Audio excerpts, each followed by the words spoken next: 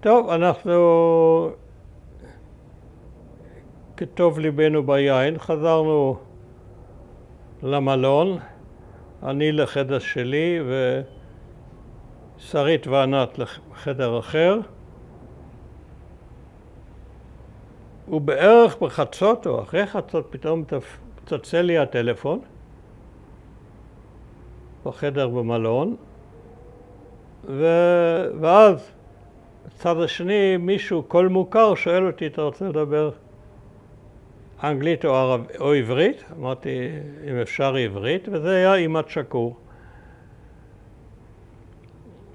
ואמר, הראיס מוכן להיפגש איתך מחר. אני הייתי לחלוטין מבולבל, לא הבנתי, ברגע ראשון לא הבנתי מה הוא אומר. אז אמרתי, איך אני מגיע לשם? זאת אומרת, תגיע למחסום ליד המוזיאון, ושם מישהו יחכה לך ויביא אותך לראיס.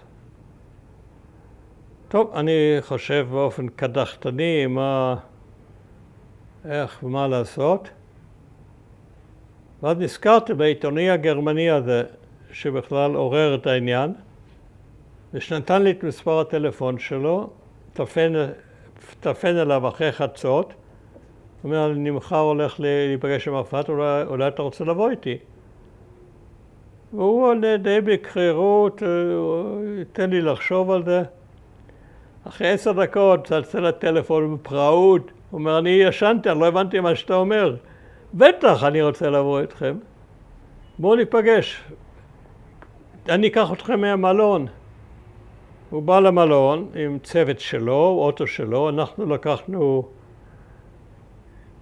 מונית ביירותית, אנחנו ישבנו במונית הביירותית, נסענו אחרי האוטו של הגרמנים, מתקרבים למחסום המוזיאון ופקק, מכאן עד להודעה חדשה.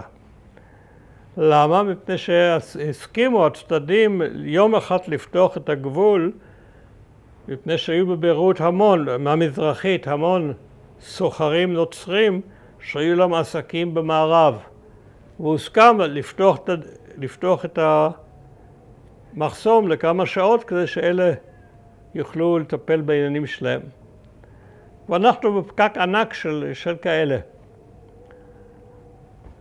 זה התחיל להיות מאוד מעצבן.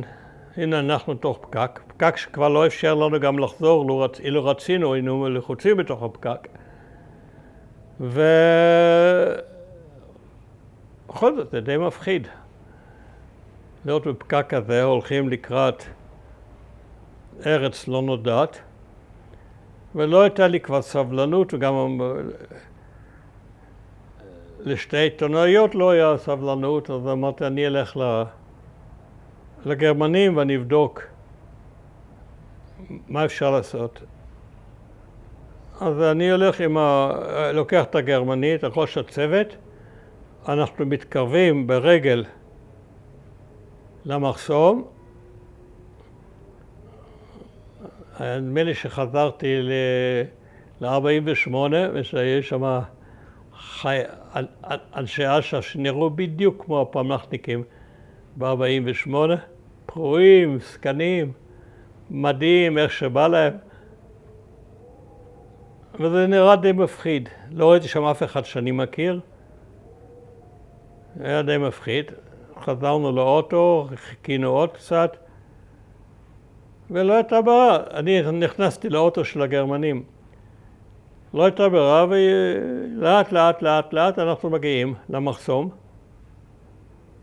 יורדים מן האוטו, כמובן הטקסי לא נכנס למערב.